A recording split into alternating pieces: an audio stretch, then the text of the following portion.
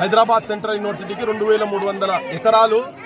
ఇప్పుడు వీళ్ళు చెప్పుకుంటున్నటువంటి రాహుల్ గాంధీ అమ్మమ్మని గొప్ప ఇందిరమ్మ రాజ్యం అంటే ఇందిరమ్మ 2300 ఎకరాలు హైదరాబాద్ సెంట్రల్ యూనివర్సిటీకి తెలంగాణ పోరాటం తర్వాత 369 మంది చావుల సాక్షిగా వచ్చినటువంటి హైదరాబాద్ సెంట్రల్ యూనివర్సిటీలో అందులో వాళ్ళకి ఇచ్చేటువంటి భూమిని తీసుకొని లీగల్ గా వాళ్ళు టెక్నికల్ గా వాళ్ళు రిజిస్ట్రేషన్ చేసుకోలే కావచ్చు.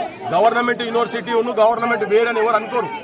హెచ్సియు కూడా ప్రైవేట్ సంస్థ కాదు కదా, అనుకోకుండా చేశారు. కానీ దుర్మార్గమైన పాలకులు వచ్చి ఇప్పుడు అది మీ భూమి కాదని చెప్పని అక్కడ ఒక రియల్ ఎస్టేట్ వెంచర్లు చేసేటువంటి ప్రయత్నం అయితే చేస్తుందో అది ఒక దుస్సాహసం.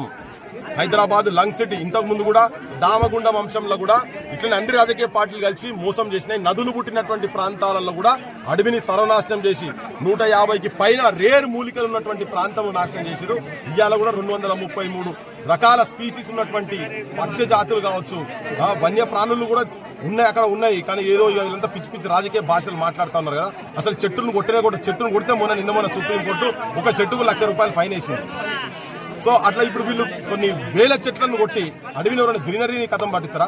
సింగపూర్ లో 22% గ్రీనరీ ఉంటే కూడా వాళ్ళు ఇంకా ఎట్లా పెంచాలని చూస్తారు. మన దగ్గర 12%, 13% కూడా లేదు. అంటే ఎంత వెనుకకున్నామో చూడాలి కదా. నేచర్ ను ఈ ముఖ్యమంత్రి వచ్చే ముందు చెప్పిండు, నాకు నేచర్ సహకరిస్తున్నది. కాళేశ్వరం ప్రాజెక్ట్ కిందికి పోయింది, ప్రవళిక అనే అమ్మాయి చనిపోయింది, నాకు నేచర్ సహకరిస్తున్నది. అదే నేచర్ తో చెలగాట మాడుతున్నాడు, మట్టిలో కలిసిపోతాడు.